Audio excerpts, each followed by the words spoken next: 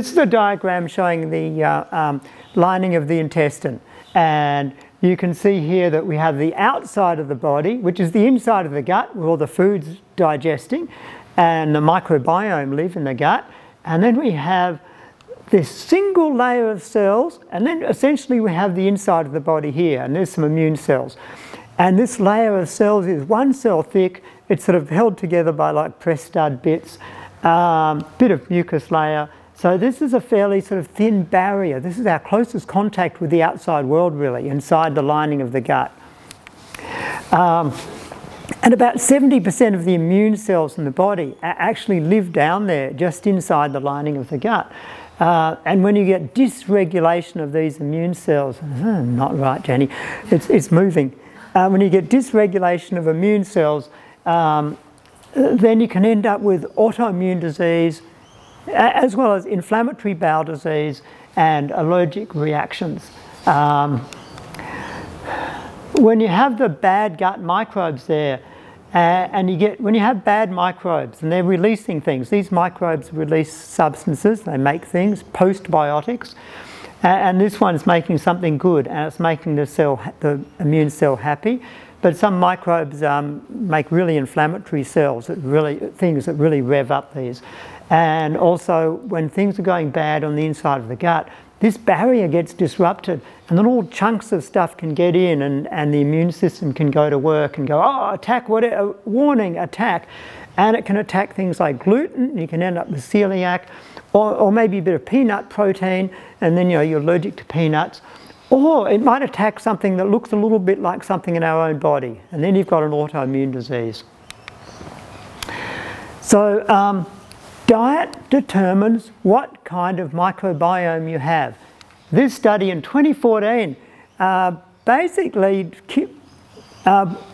took these people, looked at their poo, what sort of general pattern of microbes they had, and said, okay, for 5 days you're going to do like essentially whole foods, plant-based type diet, and then another time we're going to get you to do meat and eggs and cheese for another 5 days to try and do the opposite. Basically what we now call a keto diet that hadn't been invented in 2014, and they found a consistent shift in microbes. When they ate the more plant-based diet, the gut had a whole lot of the microbes that make good things like short-chain fatty acid, the things that make that gut barrier stronger and calm the immune cells. That only took about 3 days to find those changes, and only took about 3 days for this low-fibre keto diet to give the person a gut full of microbes like Bilophila wadsworthia that make really inflammatory things and damage the gut barrier. So this rapid shift they observed in just a few days suggests that even a couple of days of a really poor diet could be enough to have an effect on our body. And really, this study in 2014 should have been the end of the keto diet before the term was even widely used. So building a healthy gut microbiome, as you'd be getting the hint, is not keto. We want to feed the healthy microbes. The key microbes feed on dietary fibre, including something called resistant starch, and produce these short-chain fatty acids and generally help to enhance that gut barrier. And these are whole plant foods. Particularly whole grains and legumes are actually the biggest source of fibre in our diet, but a diversity of plants. We want a big mix in there. And you can see some of the foods here in this image stolen from the CSIRO. You don't want to fuel those bad microbes because they make those inflammatory molecules. So, red meat, eggs, animal fats, saturated fats, you can eat them if you like, it's not going to shame anyone, but they will, on the whole, tend to push your microbes in the wrong direction. And when you consider all of this, low-carb diets cut off the fuel for a healthy microbiome. Other things that mess with your gut microbiome are antibiotics. Antibiotics are I went to a conference and someone said, how bad are antibiotics for the gut microbiome? They are really bad, the person said. we've had measurements that that 1 to 2 years after taking a strong antibiotic, the gut microbiome can be messed up. Or you could take antibiotics, fine, things bounce back, take them again, they bounce back. One more time, microbes don't ever get back to normal, gut remains out of balance. This is often a story with autoimmune disease, where someone gets the autoimmune disease after a prolonged course of antibiotics. Or something else that really messes with the gut health, and that's like severe gastroenteritis, like, you know, barley belly and Montezuma's revenge and all those terrible bacterial gastros that you can get when you travel. The other thing that can mess with the gut lining is things in food, like particularly some of those emulsifiers. I mean, they're meant to dissolve things. I guess they dissolve the gut barrier and things. And that's, so look out for things in food labels. If something has a long food label, look out for it anyway, like polysorbate 80, maltodextrins, monoglycerides, diglycerides, and rinse your dishes. Dishwashing detergent is among there. It's meant to dissolve things. I skipped one. So steps you might take to restoring your gut health, and that would be to stop the damaging foods, which some of you might be sad to hear would mean stopping the dairy foods. The dairy foods are one of the groups that are most associated with autoimmune diseases. Minimise or eliminate animal products. Avoid those emulsifiers. Stay away from deep fried foods. The dietary guidelines tell us that anyway. And limit salt. But on the positive, bring in more starchy food.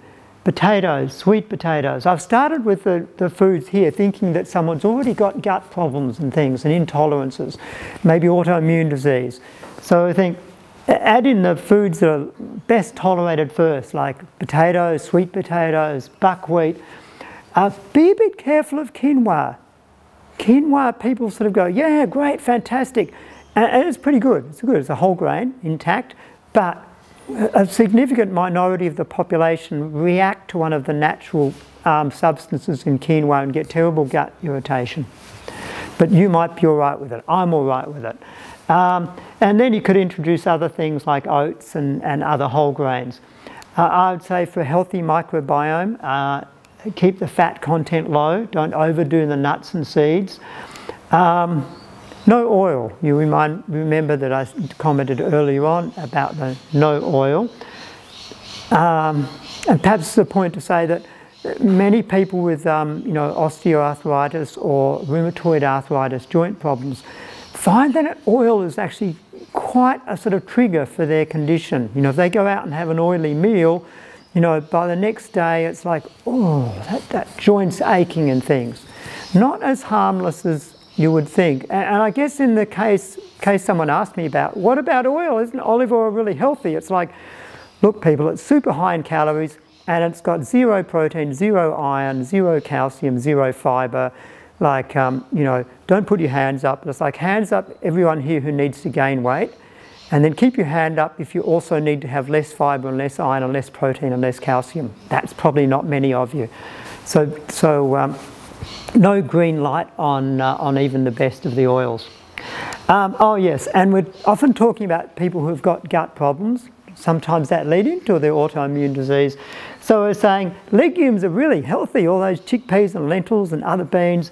But, you know, if you've gut problems and things, you might need to sort of go a bit slow on those. Otherwise, things might get a bit busy and rumbly.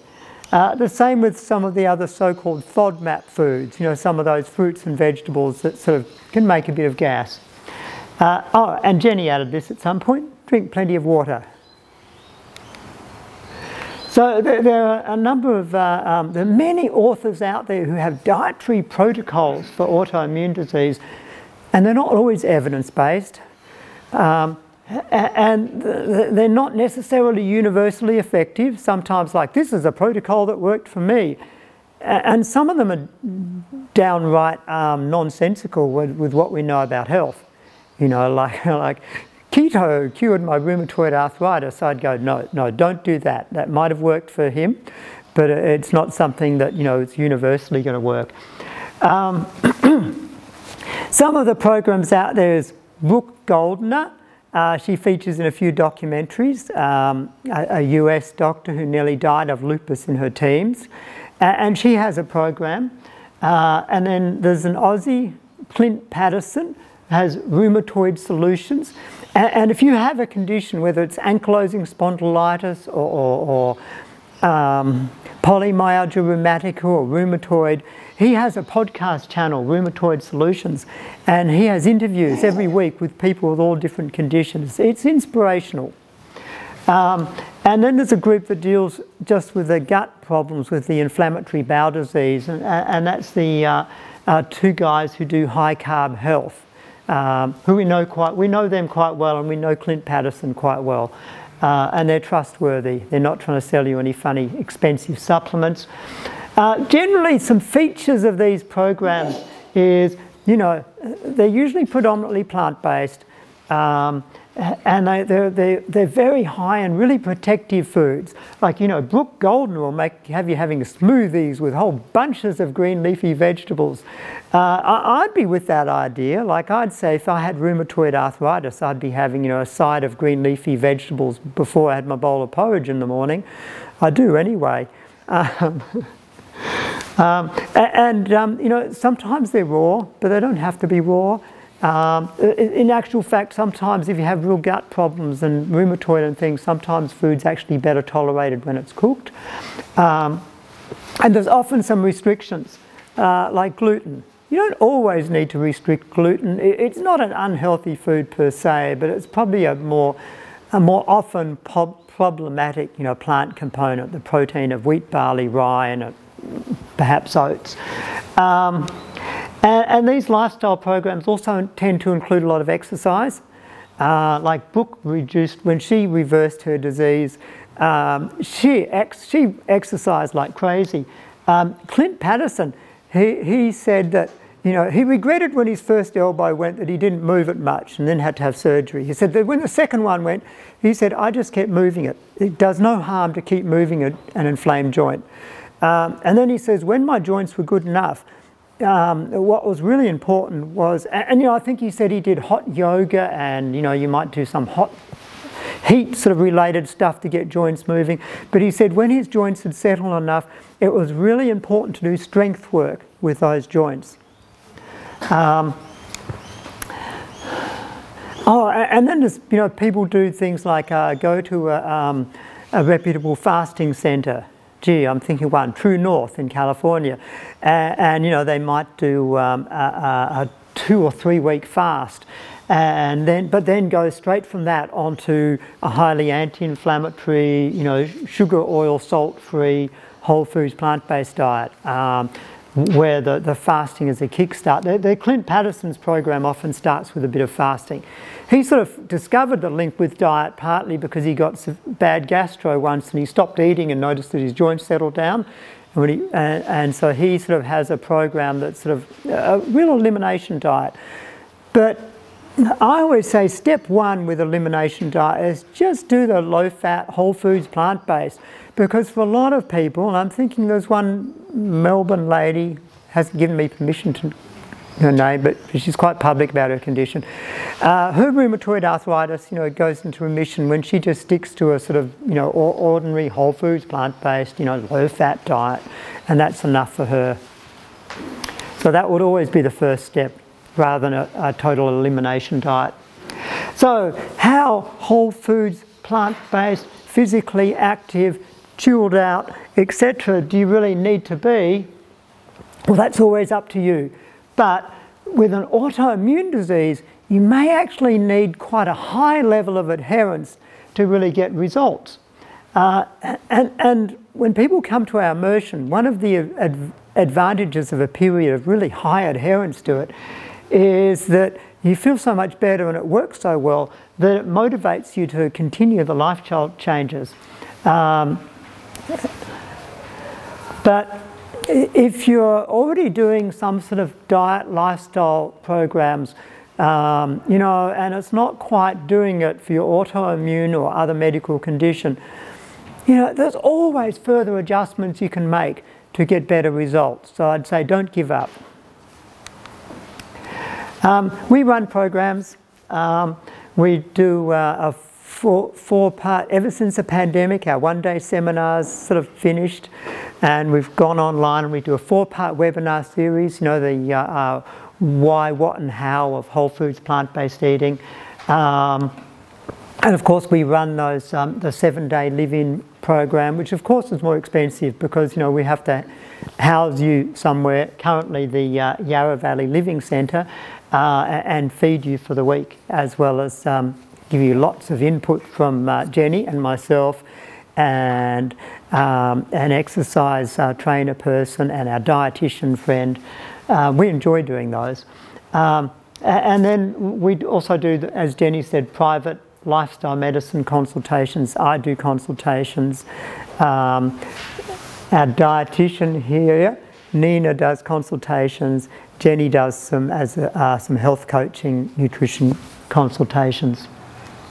And I think at this point, I hope I haven't gone too long, Jenny. These are some of our websites and things. Melbourne Lifestyle Medicine is just about the programs. It's a fancy website because we paid someone to build it. But I like Whole Foods Plant-Based Health, our nutrition website, better because Jenny built it. And the other one, Malcolm Mackay, is really just a sort of booking page for me. So I think at this point I'll stop yabbering and I'll turn it over to some curly questions. Click to the next